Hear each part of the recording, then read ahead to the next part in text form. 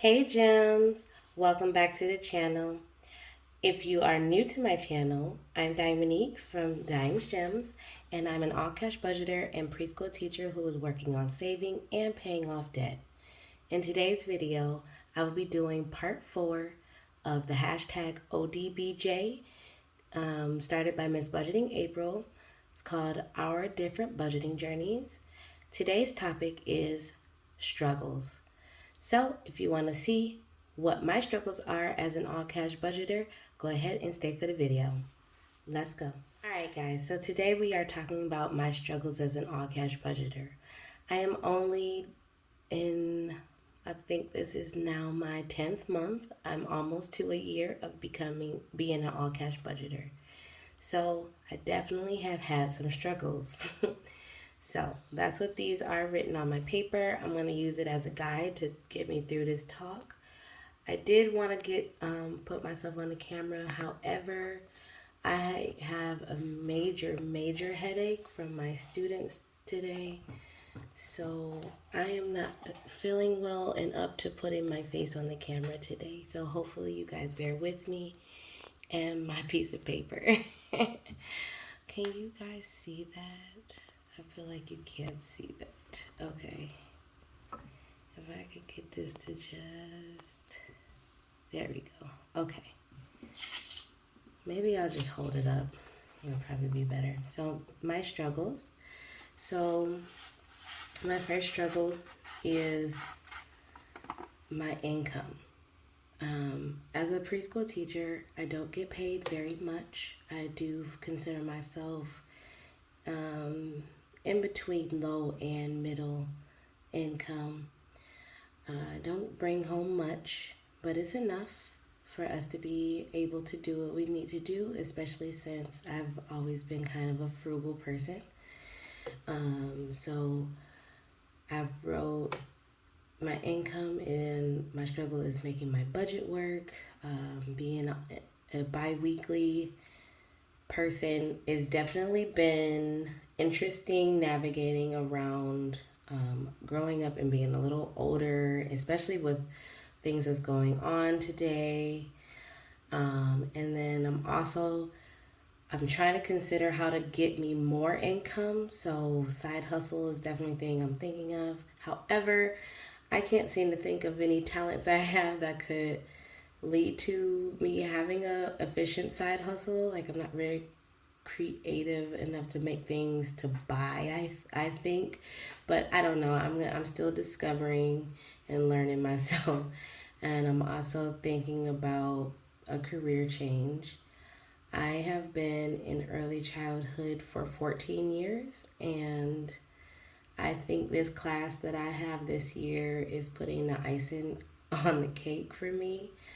I've had one like it before, but the pandemic actually gave me a break from them. So,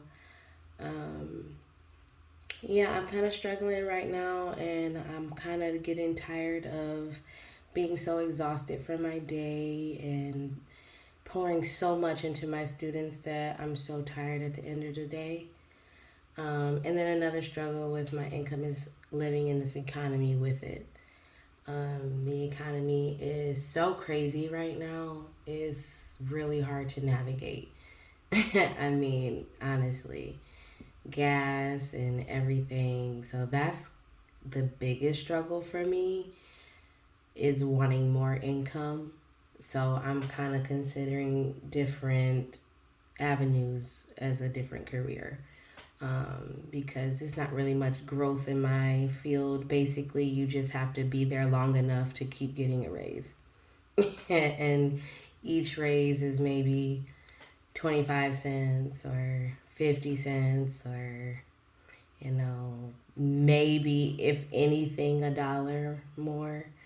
So that's definitely been on my mind, and I kind of don't feel supported in my classroom. I've let people know that I'm struggling with my classroom this year, and I just feel like they're being very slow about handling it, and they're just expecting me to be a magical worker, I guess, in lack of better words. So yeah, that's my struggle right now. My second struggle is understanding expenses. Now, as a new cash budgeter, I did this in the beginning where I took and noted down a whole month of our expenses, but with things going up in prices and with us not really having income, like my husband hasn't been working a lot of overtime, so his checks haven't been that great. My checks are always the same, so it's been, kind of hard navigating on exactly how much to put in my cash envelopes each week. I've been doing very well lately. I would say the last 2 weeks I've been doing pretty well. I had a pretty good amount of rollover. If you look in my video of my first October cash stuffing, I'll try and plug it in at the top. But yeah, and accounting for everything accurately, making sure that my grocery money is the right amount and my personal is the right amount. And then it's also, I like to buy myself things. I have a lot of things in my cart, as you would say, or just my favorited. And sometimes I have to fight myself to not just impulse buy. So like I'm frugal until I really, really want something and I've sat on it for a while and I'm like, I need to have it like right now. And so that's something I struggle with as well. I put it in here because, it doesn't happen all the time, but it is something I struggle with and trying to keep myself focused on the end prize. So number 3 is my sinking funds and savings challenges. So I'm still navigating through that. If you are a follower, a subscriber of mine, you would know that I had to actually get rid of one of my savings challenges because it felt too hard to do and accomplish. So it's like I'm constantly looking at which ones can go, which ones do I really need to keep. So I've been trimming down my sinking funds and savings challenges, trying to keep it to make it work for us. And then, of course, being able to have more money to stuff, after we pay bills, it's like maybe I can stuff $100 or something. And I know that's still good. It's just sometimes you just really wish you could get those up, especially for like unexpected expenses. Oh my gosh.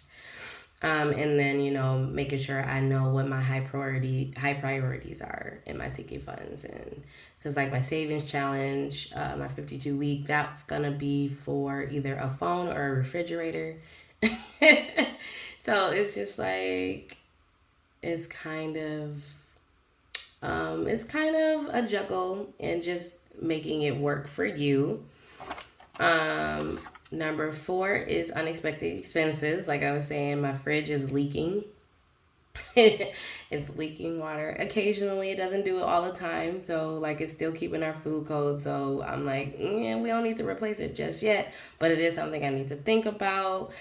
And then, of course, we're new to this mortgage thing. We've only had it for a year. So, making sure that we have money on top of my sinking funds and savings challenges to actually handle unexpected expenses. Like I have an emergency fund, but like one emergency and it's gone, and I want to keep it full and have enough money in it.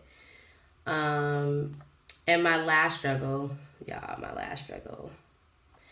is comparing myself. I kind of have a low self-esteem. I am working on it. I am constantly giving myself affirmations and trying to make myself feel better about how I am as an adult and everything like that.